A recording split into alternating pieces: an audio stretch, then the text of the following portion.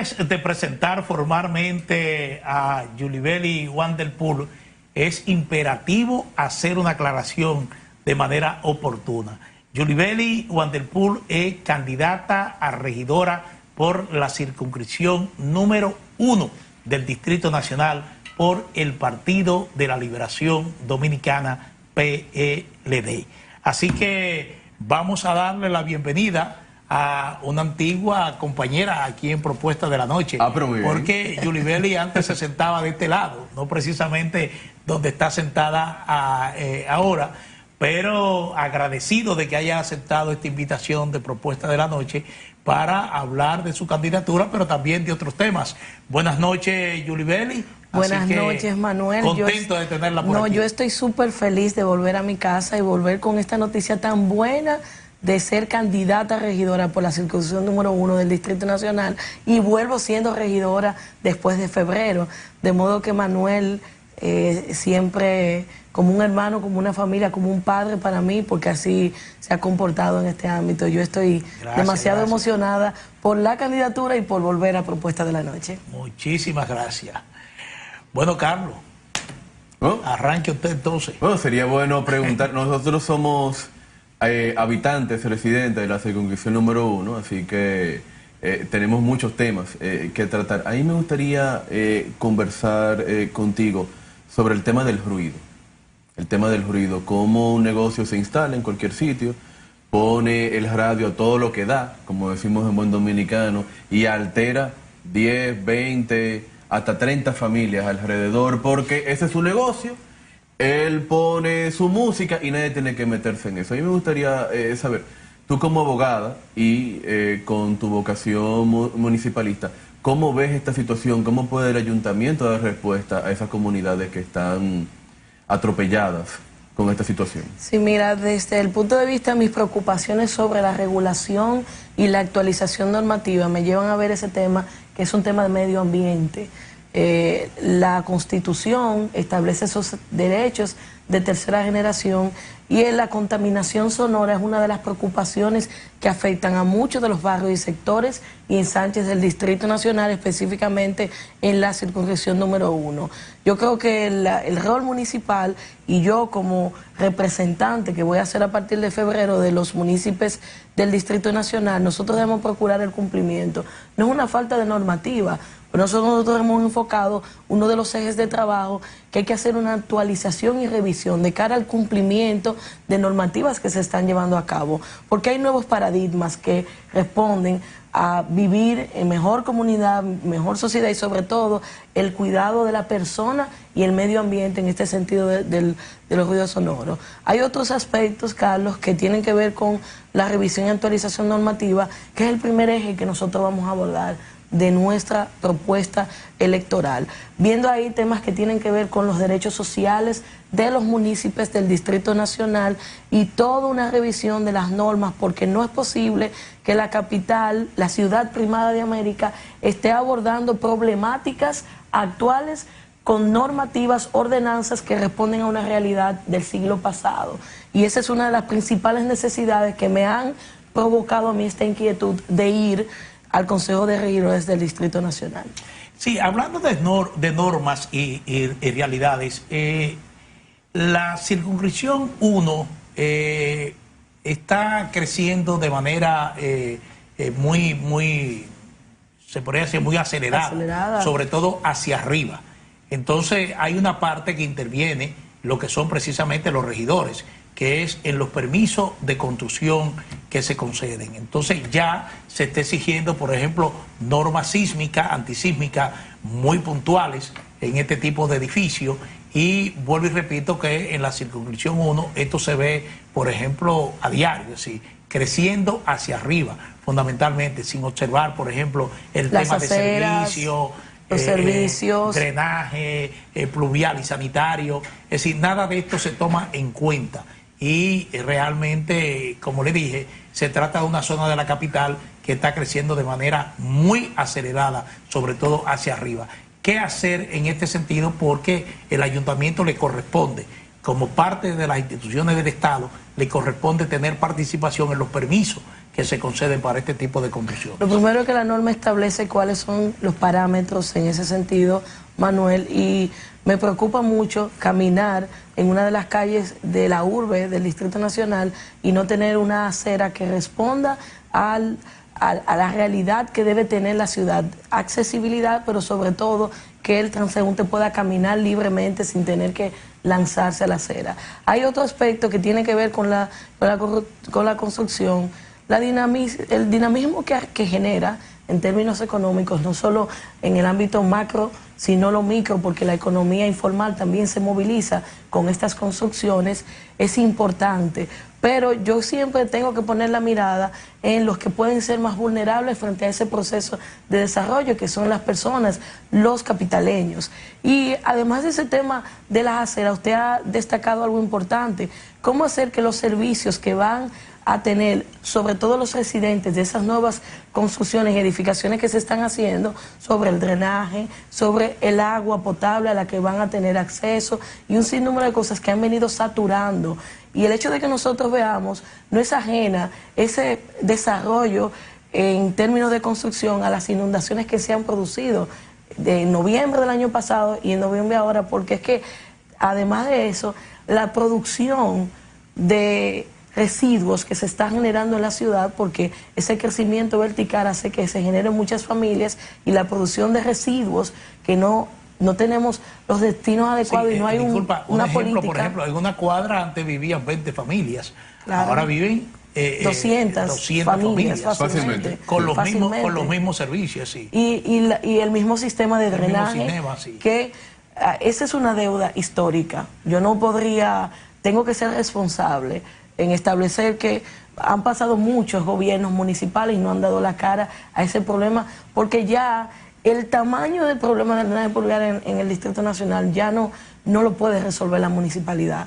Debe haber un consenso para que desde el Ejecutivo se desarrolle el proyecto y se destinen los fondos para solucionar esa problemática. Entonces, volviendo al tema de la construcción, hay exigencias y tenemos organismos de la sociedad que aglutinan empresarios como Acoprovi, la Asociación de Agentes que movilizan esta economía, que viven frecuentemente socializando sobre estos aspectos. Y ese no es el único que debe preocupar. A mí me preocupa también, Manuel, la demora que hay en las autorizaciones para un permiso, aun cuando estos constructores y desarrolladores cuenten con las condiciones técnicas y especificaciones que requiere la normativa.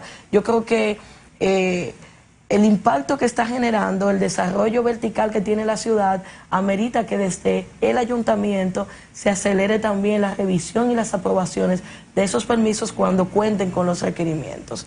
Hay otros aspectos, Manuel, que abordo desde mi propuesta y es la municipalidad debe orientarse más a apoyar a las MIPYMES mujer y MIPYMES joven. De las MIPYMES que están registradas en la República Dominicana, cerca de un 28.6% están en el Distrito Nacional identificadas, lideradas por mujeres y jóvenes en su mayoría, dedicadas a servicio y provisión de bienes, que yo creo que debe darse apoyo porque la propia ley 488-08, que fomenta las MIPYMES, establece esa alianza que debe darse con la municipalidad, y desde el Ayuntamiento del Distrito Nacional no se le está prestando atención a ese sector tan importante y que significativamente en términos porcentuales genera un impacto en la economía micro, pequeña y mediana de la sociedad dominicana. Entonces, nosotros abogamos porque se impacte a través de la economía naranja, desarrollo cultural y desarrollo del arte, además de esas actividades que tienen que ver con los rubros de servicio y de bienes. Yo creo que eso va a generar mayor orgullo al ciudadano de la capital, pero sobre todo veo la oportunidad de nosotros atraer inversión extranjera, explotando los recursos que tenemos en la ciudad primada de América. Y sin dudas esto va a generar más empleos, pero sobre todo va a incentivar a esos emprendedores que están pujante día a día levantándose en la capital para desarrollar sus negocios y echar adelante a sus familias. Hay un tercer eje que está muy vinculado a lo que yo soy. Yo he dedicado mi vida a la defensoría desde mi carrera y desde mi accionar social. Y yo quiero llevar esa defensoría a la municipalidad.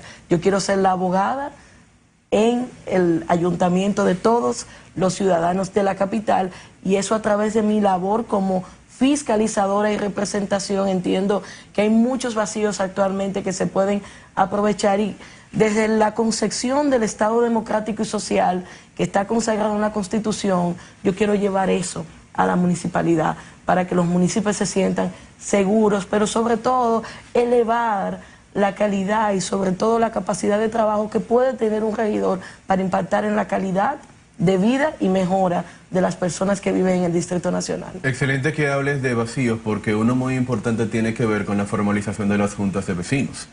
Hablábamos de cómo crece el Distrito Nacional, sobre todo la parte a la que aspiras a representar, que es la circunscripción número 1, cómo crece hacia arriba, y eso trae nuevos retos de organización comunitaria. ¿Tienes algún plan para facilitar o ayudar a esas juntas de vecinos a que se formalicen, a que se instituyan y puedan que incluso participen? Sí, y que puedan incluso pues organizarse de tal manera de que entre 20 o 30 apartamentos no aparezcan 2 o 3 que digan, yo no voy a pagar el mantenimiento, yo no voy a cooperar con la limpieza o con la pintura.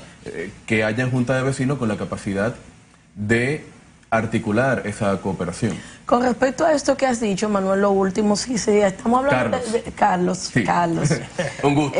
Esto último que has dicho, si se trata de edificios y apartamentos, hay un régimen de condominio y eso va a tener su junta directiva. Pero si nosotros nos vamos a zonas ya interurbanas, que son los barrios, los sectores, sí responden a la necesidad de tener una junta de vecinos que abogue por cubrir las necesidades que se tienen. Desde mi plan, yo veo que la importancia que tienen las juntas de vecinos para nosotros conocer el día a día que se está viviendo y las necesidades que se generan requieren una mayor participación y consenso, que entiendo que de manera muy cosmética se ha venido tratando en los últimos años. Yo quiero que eso funcione, yo quiero que haya una participación, sobre todo que haya una gestión cercana a la gente de acceso, no de puertas abiertas, sino que yo poder estar ahí junto a ellos conociendo esas problemáticas de primera mano y poder abogar por soluciones normativas, pero sobre todo soluciones que son del día a día. Un regidor en su labor de representación no es para dar discursos solamente. Hay muchas problemáticas que son muy simples de solucionar.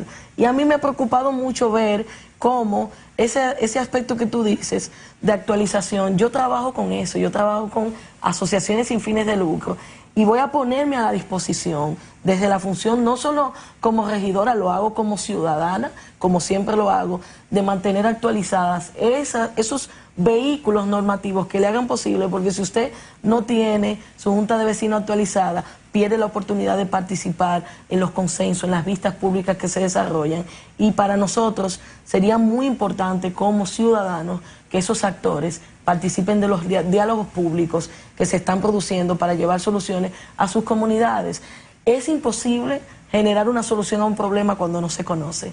Entonces es mandatorio nosotros tener esa cercanía con quienes viven el día a día para poder ser asertivos llevando esas propuestas y sobre todo resolviendo los problemas minúsculos, mayúsculos y los medianos que se producen en esos barrios, sectores y ensanches. Sí, Yulibeli, antes de pasar a otro tema, quisiera saber cómo ha definido tu campaña, además de esta plataforma de temas, de propuestas que tú estás elaborando, cómo ha definido tu campaña para acercarte realmente a los electores en tu circunscripción. Lo primero es que yo voy a hablar con la gente, yo tengo mucho tiempo conversando y voy a seguir haciéndolo. Esta campaña se basa en propuestas. Yo no soy una persona nunca en mi vida ha sido llegar para recibir, yo quiero dar a mi ciudad y esta es otra oportunidad que tengo de entregar mis conocimientos, mi experiencia, mi corazón y sobre todo desde la bondad de la fe que tengo en Dios, llevar lo mejor de mí a la municipalidad, y yo voy a estar desarrollando diálogos constantes con grupos de familias, personas en los barrios, comentándoles sobre mi intención, esta misma que he tratado, y voy a estar también comunicándolo de manera masiva en diferentes medios de comunicación, que de verdad agradezco, Manuel, que de manera tan prioritaria nos haya abierto este espacio, porque yo considero, Manuel, que la ciudad de Santo Domingo y el país requiere elevar el nivel del debate político. Nosotros necesitamos ver la figura del regidor con la importancia que tiene. Es un legislador municipal y debe contar con las herramientas técnicas y de conocimiento que permitan articular las mejores propuestas a esas soluciones que nosotros necesitamos. Y yo voy a dialogar sobre eso. Voy a llegar a las personas y llegar a los amigos que han tenido la oportunidad de, en mi vida, en la circunscripción número 1, conocerme, estudiantes, y así vamos a ir construyendo un proyecto que nos va a llevar a la sala capitular a partir de febrero del 2024. Bueno, nos alegra ver que haya, ¿verdad?, candidatos que tengan ese conocimiento. Jóvenes y con talento. No, y ese conocimiento de lo que hace falta, porque muchas personas aspiran políticamente a cualquier cargo, pero no se preparan para ese cargo, y es bueno ver, por lo menos en lo que nos has contado hoy, que conoce la problemática del Distrito Nacional. Yo creo que sería propicio hablar del tema del Intran ahora. Yo creo que sí.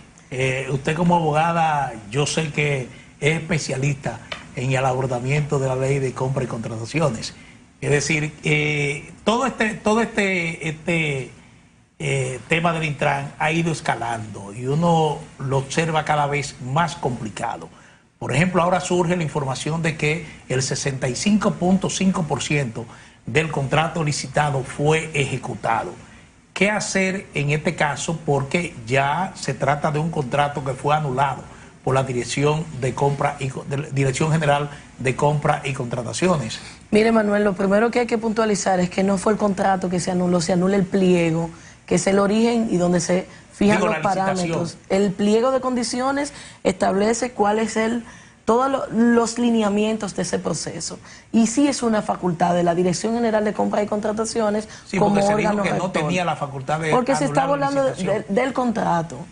Y la resolución 168 que emite la Dirección General de Compras y Contrataciones anula el pliego de condiciones basado en 2 criterios y principios. Primero, la violación al debido proceso que debe cursar en cada proceso especial de licitación o de compras y contrataciones. Y segundo, el principio de proporcionalidad. Se han establecido cuestiones que impedían incluso el criterio de participación en ese proceso, y ya las cuestiones que tienen que ver con especificaciones técnicas basadas en la presunta falsificación de documentos, la usurpación de calidad y presentación de documentos falsos para poder alegar una experiencia técnica que realmente, de acuerdo a los argumentos que ha presentado la DGCP, probablemente no se cuentan con ellos. Esos son los criterios principales que ha tomado la DGCP para anular el pliego, y con ello se anula todo lo que ocurrió a partir de ello e incluso el contrato.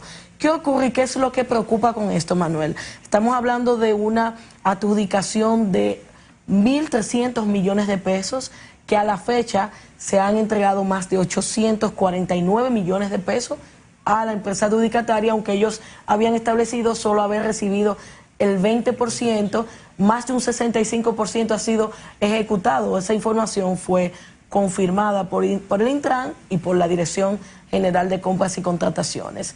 Aquí amerita hacer una auditoría para verificar si esa ejecución presupuestaria corresponde a la ejecución de lo que debía entregar ese proveedor.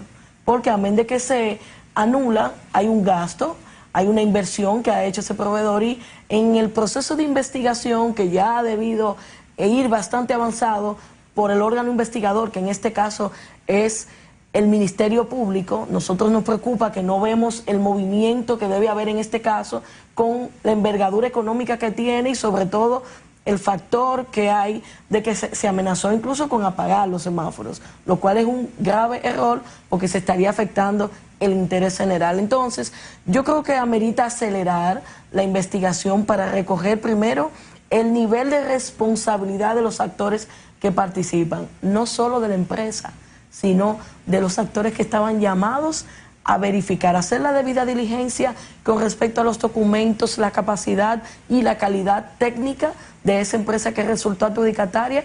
Segundo, el hecho de que ese comité de compras, que está compuesto por el director o la persona que él designe, el director de planificación, el director de compras, el director jurídico, el director financiero y el director administrativo de la institución debieron verificar al momento de estar haciendo su evaluación. Pero no solo eso, también tenemos en los procesos de compra hay un grupo de peritos que hacen una labor extra al comité de compra y hace una exhortación de quien entienden que técnicamente incluso evalúan la parte económica para apropiar. Hubo varias oportunidades de verificar esto y pasó desapercibido en términos técnicos, lo que también preocupa si hubo negligencia, si hubo falta de pericia o no se cuenta con la experiencia técnica para conocer estas intríngulis que se dan para proteger el patrimonio público. O una intención de dolo. O una intención de dolo, lo cual va a ser investigado. Por eso es amerita que rápidamente, porque la ley de compra y contrataciones solo tiene sanciones administrativas. Debe intervenir el órgano persecutor para ver si hay un ilícito penal, porque de lo contrario esto se va a quedar en la simple destitución de los servidores públicos que actuaron y en la simple anulación del registro de proveedor del Estado. Esas son las sanciones que aplican en términos administrativos. Pero ¿quién le devuelve al pueblo dominicano la confianza, los recursos, si se entregó más de quién, de qué forma? De la única manera que se va a lograr esto es llevando ante la jurisdicción penal por el órgano persecutor que tiene la responsabilidad. Y yo he abordado que es hora ya. Desde el 2008, la ley 4108 de función pública establece la acción en repetición en su artículo 91. Y esto no es más que cuando un servidor público, en el ejercicio de su función, daña o causa un perjuicio económico, material o patrimonial al Estado, debe responder. Entonces, si se demostrase... Incluso con sus bienes. Incluso con sus bienes. Esto en el caso de que el Estado deba responder ante las irregularidades porque hay una responsabilidad compartida. Si ese adjudicatario entregó un bien fue porque fue adjudicado y lo adjudicó un equipo técnico que estaba llamado a tomar las observaciones correspondientes. Entonces... Dos cosas, y disculpa. ¿Por qué se actúa de manera tan tardía? Si en el proceso transcurrido se permite que el intrante se embolse una suma tan significativa como de 863 o 840 millones de pesos. Y la otra parte es que la última investigación de la Dirección General de Compra y Contrataciones determina que hubo adjudicaciones que no estaban contempladas en el pliego de condiciones que originalmente se presentó. Bien, mire, el órgano rector, que es la Dirección General de Compra y Contrataciones, yo coincido con usted, es tardío en respuesta. Este proceso cursó todo fue impugnado por uno de los oferentes que participaron y en los plazos de respuesta el proceso fue avanzando. Debió hacerse una solicitud de medida cautelar que cesara el avance del proceso mientras se discutían estos aspectos y así evitar que se adjudicara y que se entregara. Cuando llega ya la DGCP, no es la primera vez que se pronuncia sobre este proceso. Ya se había pronunciado en virtud de la resolución 164 y 165, advirtiendo situaciones de irregularidad. Sin embargo, la institución contratante, en este caso el Intran, continuó con el proceso. Aun cuando, y esto obedece a que la ley le da una facultad regulatoria a la DGCP, pero hay una descentralización operativa. Las unidades de compra y contratación de las instituciones públicas operan libremente, siempre respetando los lineamientos y principios rectores de compras públicas. Sin embargo, creo que ahí técnicamente lo que debió suceder fue fijar una medida cautelar que cesara las actuaciones de ese proceso porque había presuntamente violaciones fundamentales que de hecho hoy derivan en la anulación de un pliego de condiciones, pero ya en el nivel de avance que tenemos que encontrar una solución. La solución es judicial, Manuel, porque hay que perseguir, Carlos, la reivindicación, he hablado de confianza. Si la ciudadanía no tiene confianza en los actores que están llamados a administrar y a gestionar la cosa pública, estamos frente a un conflicto muy serio. Y la autoridad se va a erosionar. Se erosiona, entonces afecta mucho la imagen del Estado, el hecho de que estemos hablando de 1.300 billones con ligereza, manejando temas de vulnerabilidad económica en muchos sectores del país. Entonces, Soluciones, desde mi punto de vista, para atencionar esta problemática. Primero, el órgano persecutor, el Ministerio Público, debe actuar rápido para llamar a todos los responsables que presuntamente puedan tener una participación entre los ilícitos que puedan identificarse. Segundo, hay que iniciar procesos de reivindicación de los fondos. El Estado creó una comisión para recuperación de bienes y yo creo que debe iniciarse un proceso. Si se entiende que civilmente estas personas falsificaron documentos, debe procurarse una indemnización, que es la que va a poder permitir retornar esos fondos. Y con relación a los servidores públicos, está la figura de la demanda y responsabilidad patrimonial de los servidores, y si fuera en un segundo tiempo, la demanda en repetición de conformidad a lo establecido en el artículo 91 de la ley 4108. Bueno, llegamos al final de esta propuesta de la noche. Gracias a Yulibeli Wanderpool, abogada, candidata a regidora por la circunscripción número 1 del Distrito Nacional por el Partido de la Liberación Dominicana. Carlos Arturo Guizarri, un servidor, Manuel Jiménez, agradecido también de su sintonía y deseándole buen fin de semana, ¿verdad? Muy buen fin de semana a todos. Buenas noches.